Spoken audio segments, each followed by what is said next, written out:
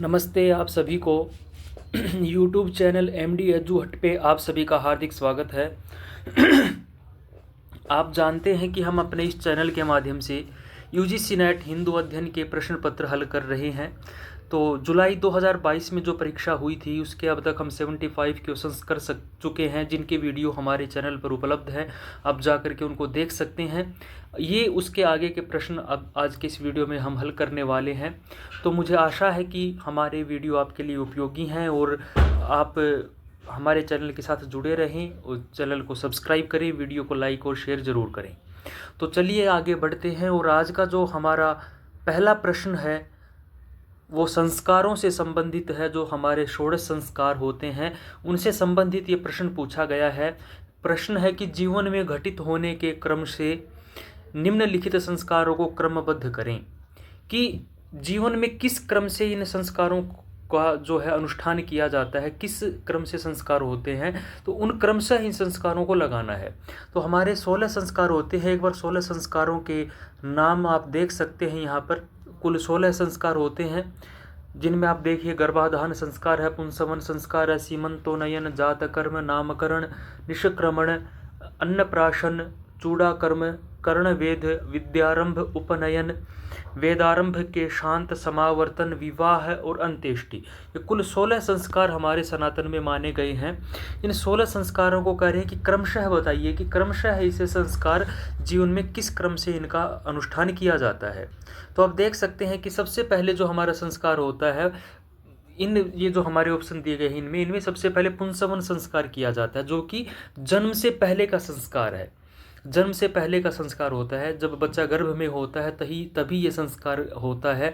उसके बाद जब बच्चा जन्म ले लेता है तो उसका नामकरण किया जाता है, फिर उपनयन होता है और उसके बाद विवाह संस्कार किया जाता है। तो पहले पुंसवन है, दूसरे नंबर पर नामकरण है। तो इस आधार पर हमारा जो ऑप्शन रहेगा वो बी सही रहेगा। इस प्रश्न का हमारा बी ऑप्शन सही रहने वाला है।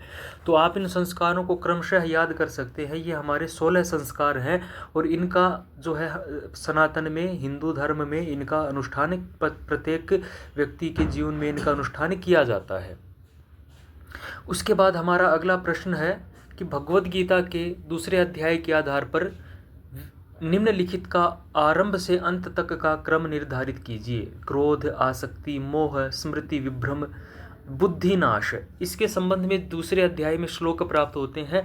करें कि इनका क्रमशः उल्लेख कीजिए। तो आप देख लीजिए, ये भगवद गीता के दूसरे अध्याय के 62वें और 63वें श्लोक में इनका उल्लेख मिलता है कि ध्यायतो विषयान पुंसः संगस्तेषुपजायते संगात जायते कामः कामात् क्रोधो विजायते क्रोधात् भवति सम्मोहः सम्मोहात् स्मृति विभ्रमः स्मृतिभ्रंशात् बुद्धिनाशो बुद्धिनाशात् प्रणश्यति। ये 2 श्लोक हैं। तो इनमें आप देख सकते हैं कि सबसे पहले विषयों के जब चिंतन करने से विषयों में क्या हो जाती है, व्यक्ति की आसक्ति हो जाती है। आसक्ति से कामना उत्पन्न होती है और कामना में जब विघ्न उत्पन्न होता है तो उसका क्रोध आ जाता है। क्रोध से सम्मोहन होता है, मूढ़ता आ जाती है, मूर्खता आ जाती है। और मूढ़ भाव से स्मृति में भ्रम उत्पन्न होता है और स्मृति भ्रम से बुद्धिनाश और बुद्धिनाश से मनुष्य का पतन हो जाता है। ये उल्लेख हमारा वहाँ पर प्राप्त होता है। तो आप यहाँ पर देख सकते हैं, इनको हम क्रमशः देखेंगे। तो सबसे पहले क्या होता है, सबसे पहले व्यक्ति को आसक्ति होती है और आसक्ति हो जाने के बाद व्यक्ति की जब वो कामना होगी और कामना पूरी नहीं होगी तो व्यक्ति को क्रोध आ जाता है। क्रोध से सम्मोहन होता है, उसके बाद स्मृति विभ्रम होता है और उसके बाद बुद्धि का नाश हो जाता है। तो इस आधार पर हमारा जो प्रश्न है इसका ए ऑप्शन जो है वो सही रहेगा। तो ये श्लोक हैं, ये भगवद गीता के श्लोक हैं। ये आपको यहाँ पर आप पढ़ सकते हैं, इनको अच्छे से देख सकते।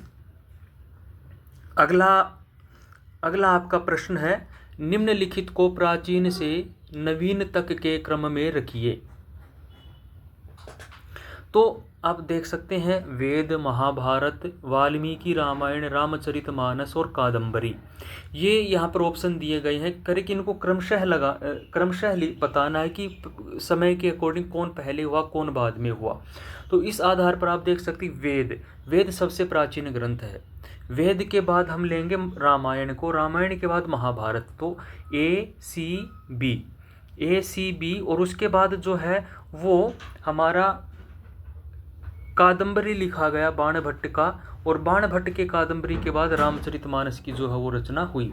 बाणभट्ट का समय जो है वो 7वीं शताब्दी है, और जो रामचरितमानस के रचयिता तुलसीदास हैं उनका समय 16वीं शताब्दी माना जाता है। तो इस बेस पर हमारा जो इस प्रश्न का जो उत्तर है वो 3 नंबर वाला सही रहने वाला है। तो ये आप याद रख सकते हैं कि कादंबरी के जो लेखक बाणभट्ट हैं उनका समय 7th सेंचुरी है, 7वीं शताब्दी है, और रामचरितमानस के जो लेखक हैं तुलसीदास, उनका समय 16वीं शताब्दी है। तो ये हमारा इसका प्रश्न का उत्तर रहेगा। उसके बाद है निम्नलिखित को उनकी जन्म तिथि के अनुसार क्रमबद्ध करें। कौन पहले हुआ, कौन बाद में हुआ, इस स्थिति काल के अकॉर्डिंग इनको हमें क्रमबद्ध करना है। तो आप देख सकते हैं सबसे पहले हुए नागार्जुन, जिनका 150 से 250 ईस्वी उनका समय माना जाता है, जो कि प्रसिद्ध बौद्ध दार्शनिक थे। उसके बाद भर्तृहरि का समय 400 से 500 ईस्वी माना जाता है, जो वाक्यपदीय के रचयिता रहे हैं। रामानुजाचार्य है 1017 से ईस्वी से 1137 ईस्वी, वेदांत के विशिष्ट अद्वैत वेदांत के प्रवर्तक हैं। महर्षि दयानंद सरस्वती जो जिनका स्थिति काल 1824 से 1883 ईस्वी, जो कि आर्य समाज के संस्थापक है। तो पहले नागार्जुन, भर्तृहरि, रामानुजाचार्य और दयानंद सरस्वती। तो हमारे इस प्रश्न का उत्तर रहने वाला है सबसे पहले नागार्जुन, उसके बाद भर्तृहरि, उसके बाद रामानुजाचार्य और चौथे नंबर दयानंद सरस्वती। तो DCBA जो दूसरा ऑप्शन है इसका वो सही हो जाएगा।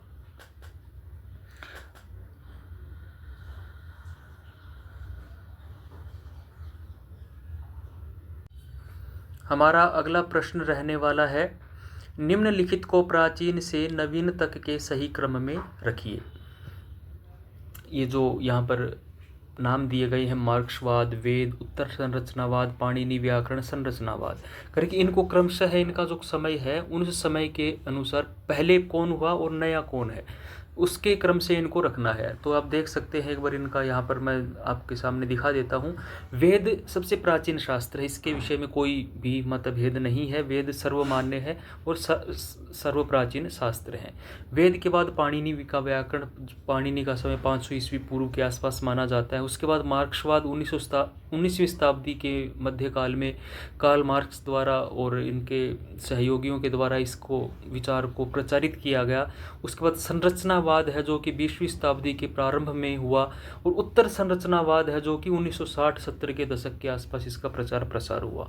तो वेद, पाणिनि व्याकरण, मार्क्सवाद, संरचनावाद और उत्तर संरचनावाद, तो ये क्रमशः क्या रहेगा हमारा? सबसे पहले हो जाएगा वेद, उसके बाद पाणिनि व्याकरण अर्थात B और D, BD, और उसके बाद मार्क्सवाद है तीसरे नंबर पर, फिर संरचनावाद है और फिर उत्तर संरचनावाद है। तो इस प्रश्न का हमारा जो उत्तर रहेगा वो 1 रहने वाला है। सॉरी, इस प्रश्न का जो हमारा है उत्तर वो BDAEC 2 नंबर वाला हमारा उत्तर इस प्रश्न का रहेगा। तो आप इनको देख सकते हैं कब क्या हुआ। उसके बाद निम्नलिखित ऋषियों को श्री राम के वनवास काल के संदर्भ में क्रमबद्ध करें। ये जो सूची दी गई है ऋषियों की, इस सूची में ऋषियों के नाम है, और जब राम वनवास में जाते हैं तो इनमें क्रमशः लगाना है इनको कि किस ऋषि से सबसे पहले मिले थे और किसके से राम जो बाद मिले थे। तो इसमें आप देख सकते हैं अगस्त्य, शरभंग, अत्रि, भारद्वाज ये नाम है। तो इसमें जो राम है वो सबसे पहले भारद्वाज ऋषि से मिले थे, भारद्वाज के बाद अत्रि से मिले थे, अत्रि के बाद वो शरभंग से मिले थे, और शरभंग के बाद वो अगस्त्य से मिले थे। तो भारद्वाज, अत्रि, शरभंग और अगस्त्य, DCBA। तो इसका दूसरा ऑप्शन आपका सही रहेगा। तो ये आपको याद रखने की बात है। सबसे पहले राम भारद्वाज से मिले, उसके बाद अत्रि से मिले, फिर शरभंग से मिले, और उसके बाद वो अगस्त्य से मिले थे। जब वो क्रमशः जब वो वनवास में जा रहे थे, वन में गए थे, तो क्रमशः वो इन ऋषियों से मिलते हुए आगे बढ़ रहे थे। अगला आपका प्रश्न है रामायण के निम्नलिखित कांडों को आरंभ से अंत तक क्रमबद्ध कीजिए। देखिए रामायण में कुल 7 कांड हैं। बालकांड, अयोध्या कांड, अरण्य कांड, किष्किंधा कांड, सुंदर कांड, युद्ध कांड या उसे लंका कांड भी कहते हैं, और उत्तर कांड। तो ये यहाँ पर 4 कांड के नाम दे रखे हैं, करीब उनको क्रमबद्ध करना है। तो सबसे पहले बाल कांड हो गया, फिर अरण्य कांड हो गया, फिर अयोध्या कांड है, फिर अरण्य कांड है, फिर युद्ध कांड। तो A, B, C और D ये जो है इसका तीसरा ऑप्शन आपका सही हो जाएगा। अगला प्रश्न है, निम्नलिखित नामों को बड़े से छोटे के क्रम में प्रस्तुत कीजिए। पहले कौन, बड़ा कौन है, फिर छोटा कौन है, इस क्रम में इनको क्रम से लगाना है। तो ये जो कुरु राजवंश है, कुरु वंश में जो हुए महापुरुष जो राजा, उनके नाम है। तो अगर इनमें इनको क्रमशः सूची में लगाना है। तो देखिए, शांतनु बहुत पहले हुए, शांतनु के विचित्र वीर्य हुए, विचित्र वीर्य के बाद पांडु हुए, पांडु के पुत्र अर्जुन के पुत्र का नाम अभिमन्यु था, और अभिमन्यु के बाद जन्मेजय हुए। तो ये क्रमशः ही लगे हुए हैं A, B, C, D, E। तो ये आपका ऑप्शन तीसरा इसका सही हो जाएगा।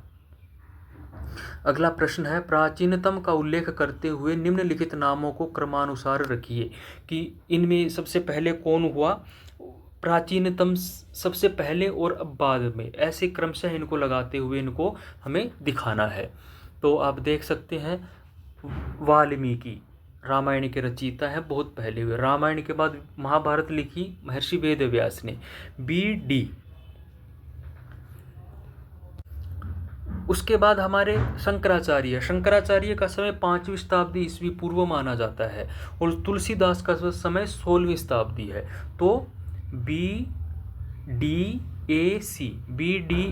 आपका जो तीसरा ऑप्शन है वो इसका सही हो जाएगा। शंकराचार्य का समय 5वीं शताब्दी ईस्वी पूर्व है, और तुलसीदास का समय 16वीं शताब्दी माना जाता है।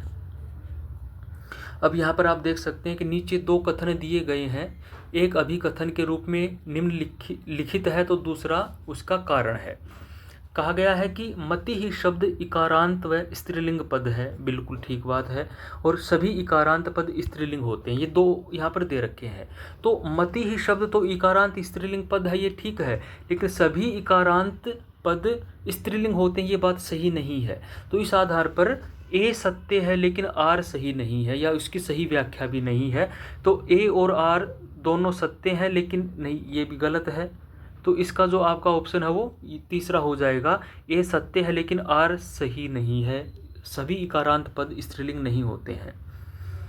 उसके बाद आगे प्रश्न है कि 2 कथन है, एक अभिकथन और एक दूसरा उसके कारण के रूप में। वेदांत के अनुसार ब्रह्मानुभूति से व्यक्ति भय रहित हो जाता है, ब्रह्म अखंड है, दूसरा है ही नहीं, तो भय किससे। तो ये दोनों, ये आपका ऑप्शन सही हो जाएगा, R जो हो एक ही सही व्याख्या है। निम्नलिखित 2 कथन दिए हैं, एक अभिकथन के रूप में है, तो दूसरा कारण के रूप में। तो राजा जनक चाहते थे कि सीता का विवाह ऐसे व्यक्ति से हो जो शिव धनुष उठा सके। जनक जी ने यह शर्त सीता की योग्यता के अनुरूप वर ढूंढने हेतु रखी थी, क्योंकि सीता शिव धनुष को प्रतिदिन अपने बाएं हाथ से उठाया करती थी। ऐसा कोई प्रमाण हमें नहीं मिलता। तो A सही है, लेकिन R इसका सही नहीं रहेगा। तो ये आपका ऑप्शन ठीक हो जाएगा तीसरा, क्योंकि ऐसा कि सीता उस धनुष को उठाती थी, ऐसा कोई कहीं पर प्रमाण नहीं मिला है। 89वां आपका प्रश्न है, क्योंकि मार्क्सवादी ऐसे समाज की परिकल्पना करते हैं जिसमें मजदूर की तानाशाही हो। दूसरा है कि मार्क्सवादी ऐसे समाज की परिकल्पना करते हैं जिसमें मजदूर और उद्योगपति मिलकर कार्य करें और शांतिपूर्वक मिलजुल कर रहें। ये बात ठीक है, ये बात सही नहीं है। तो केवल अभिकथन 1 असत्य है, अभिकथन 2 सत्य है, इसका चौथा ऑप्शन आपका सही हो जाएगा। आगे है कि उपनिषद का वाक्य सर्वम खलविदम ब्रह्म एकात्मता का बोधक है, अहम ब्रह्मास्मि वेदांत का महावाक्य है। ये दोनों ही बातें ठीक है। तो एक कथन 1 और 2 दोनों सत्य हैं। तो ये थे हमारे जुलाई 2022 के प्रश्न। इसके बाद पैराग्राफ आते हैं। पैराग्राफ को हम, जितने भी पैराग्राफ हैं उन सभी के लिए एक विशेष वीडियो बनाई जाएगी, उसमें केवल जो हैं उनको ही सोल्व किया जाएगा। अभी हम केवल MCQ जो प्रश्न हैं उनको सोल्व कर रहे हैं। तो आशा है कि आपको लिए हमारे वीडियो लाभदायक हैं, और अपने दोस्तों के साथ शेयर करें, वीडियो को लाइक शेयर ज़रूर करें और चैनल को सब्सक्राइब करें। मिलते हैं अगली वीडियो में। धन्यवाद।